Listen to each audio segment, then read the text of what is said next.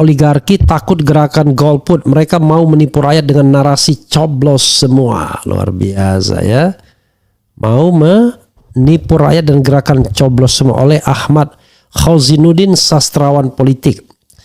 Golput adalah kalimat yang sangat menakutkan bagi elit parpol dan oligarki karena dengan golput mereka tidak bisa menipu rakyat. Mereka bisa mendesain kecurangan, menentukan calon, bahkan menentukan pemenang. Tapi semua itu tetap butuh legitimasi rakyat berupa partisipasi rakyat dalam demokrasi. Namun jika golput tinggi, mereka bingung. Kecurangan mereka terbongkar, kemenangan mereka tidak legitimate. Khawatir semua kecurangan terbongkar setelah curang hanya menyediakan calon boneka partai dan menolak calon yang dikehendaki rakyat. Oligarki dan parpol berusaha menggiring rakyat ke TPS. Janji manis yang diberikan adalah untuk mencoblos semua agar kertas surat suara tidak dimanfaatkan untuk curang. Padahal mereka biasa curang. Curang yang dilakukan tidak butuh menunggu sisa kertas suara. Kalau cuma kertas, mereka bisa produksi jutaan kertas dan dicoblos sendiri di luar, bukan di TPS ya. Kalau cuma surat suara maksudnya ya. Untuk main curang cukup menyalahgunakan kekuasaan dan bermain dengan KPU. Karena yang menang bukan yang dipilih rakyat, tetapi yang namanya ditetapkan sebagai pemenang oleh KPU. Pilpres 2024 telah membuktikan partisipasi rakyat tidak ada gunanya. Toh yang menang tetap saja penguasa, suara rakyat tidak dianggap. Karena itu parpol dan oligarki tetap berusaha menggiring rakyat ke TPS agar pesta mereka tetap meriah. Agar kecurangan mereka tetap legitimate ya, dengan banyaknya partisipasi pemilih. Bagi mereka tak soal coblos semua, yang penting TPS tetap terlihat ramai. Coba bayangkan TPS sepi, mayoritas rakyat golput, maka parpol dan oligarki tidak bisa berpesta. Kecurangan mereka malah mudah dibuka. Jadi jangan tertipu dengan seruan coblos semua oleh semua seolah untuk kepentingan rakyat. Sejatinya itu untuk kepentingan oligarki dan parpol, untuk melegitimasi pesta mereka. Sedangkan rakyat tetap tak mendapatkan apa-apa saat coblos semua. Sungguh perilaku yang sia-sia, sangat dilarang dalam agama. Luar biasa ya. Jadi saya akan membacakan secara teatrikal. Jadi jangan tertipu dengan seruan coblos semua seolah untuk kepentingan rakyat. Sejatinya itu untuk kepentingan oligarki dan parpol, untuk melegitimasi pesta mereka. Jadi itu ya pendapat dari Ahmad Khozinuddin yang saya sebenarnya setuju ya, sangat setuju. Kalau Sobat Era sekalian, di awal kan saya bilang kalau kita golput ya, maka kita bicara nanti tingkat partisipasi. Nah, sebelumnya kita gugat ke MK.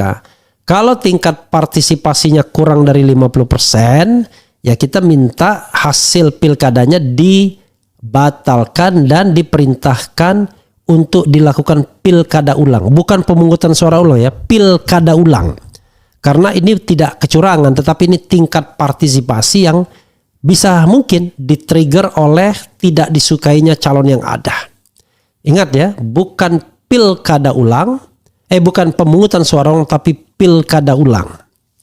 Nah itu sudah saya sampaikan sesungguhnya. Tapi saya menghargai juga pendapat yang mengatakan coblos semua sebagai sebuah pesta.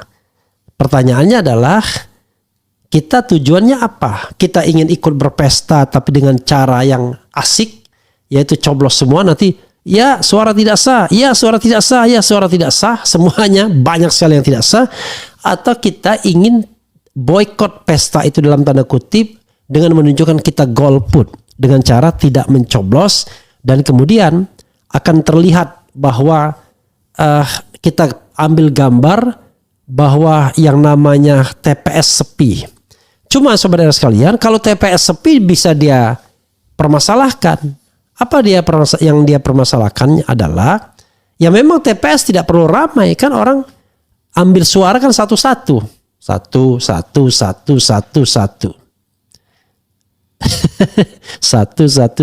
Lalu nanti kita bicara tingkat partisipasi. Khozinuddin sudah mengatakan mereka bisa ubah itu. Yang tadinya setiap TPS tingkat partisipasinya misalnya cuma 40%, tiba-tiba di penghitungan akhir mengatakan 60%. Ah ya. Itu juga. Beda lainnya kalau coblos ramai-ramai. Tapi saya setuju apa yang dikatakan Ahmad Hozinuddin kalau kita mau melakukan delegitimasi. Ya. Walaupun kita juga harus memantau. Nah, lalu apa yang harus kita lakukan? Gini. Saya mengusulkan ya, pagi hari sebelum pencoblosan dimulai, kita bikin video sama-sama, kita viralkan. Bilang, saya Refli Harun, saya warga Kebonjeruk, Jakarta Barat, saya golput. Kan begitu aja. Jadi 3 saya ya. Saya Refli Harun, saya warga Kebonjeruk, Jakarta Barat, saya golput. Udah. Disiarkan videonya. Dan itu adalah hak konstitusional untuk berekspresi. Nah, kalau seandainya banyak sekali gerakan golput, bikin tagar. Hari ini kita golput, hari ini kita golput instead of coblos semua.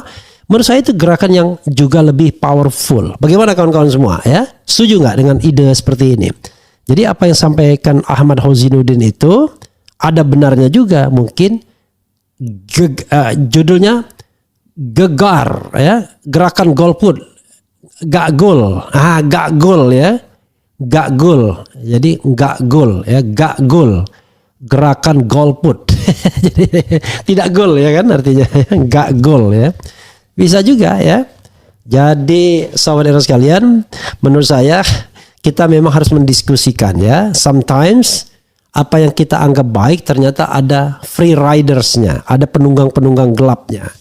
Nah ini penunggang gelapnya adalah oligarki dan partai politik yang tetap ingin melihat bahwa pesta itu ramai, kenduri demokrasi itu ramai, soal banyaknya suara tidak sah itu soal lain, toh bisa dimanipulasi.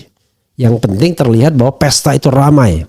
Tapi kalau sama-sama bicara yang diramaikan adalah golput, wah itu lebih hebat lagi ya.